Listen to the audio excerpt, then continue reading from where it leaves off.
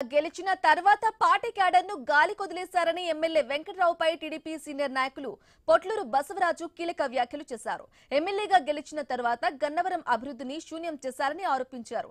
2024 ఎన్నికల్లో వెంకట్రావు గెలుపు కోసం తాను శక్తివంచన లేకుండా పనిచేశారని చెప్పారు. పార్టీ అభివృద్ధి కోసం సొంత డబ్బులు ఖర్చు చేసినట్లు తెలిపారు. ఎమ్మెల్యే కావాలనే తనపై కక్ష పెంచుకున్నారని విమర్శించారు. ఇక సుపరిపాలన కార్యక్రమంలో తాను పాల్గొనకుండా ఉండారని, ఇంటి నుంచి బయటకు రాకుండా పోలీసులతో నిఘా పెట్టించారని మండిపడ్డారు. తాను ఎప్పుడూ తెలుగుదేశంలో పార్టీలోనే ఉంటానని, సీఎం చంద్రబాబు, మంత్రి లోకేష్ ప్రభుత్వానికి కట్టుబడి ఉంటారని పొట్లూరు బసవరాజు స్పష్టం చేశారు.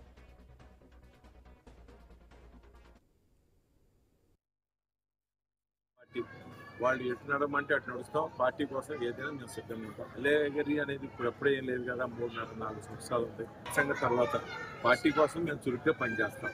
అభిమానులు వాళ్ళ ఉద్దేశం అది. పార్టీని ముందు తీసుకెళ్తానికి ఎప్పుడు పార్టీలో పార్టీ కార్యకర్తలకి ఎమ్మెల్యే గారు వదిలేసినా కానీ ఆయన కొత్తగా వచ్చారు కాన్స్టిట్యున్సీకి, మేము వదిలేయలేంగా. మాకు సంబంధాలు అందరితో ఉన్నాయి, తెలుగుదేశం పార్టీ వాళ్ళతో, పాత సీనియర్స్ కానీ వాళ్ళు కానీ. ఎమ్మెల్యేగా అవుదామని లేకపోతే ఎమ్మెల్యేగా నిలబడతామని ఏం కాదు.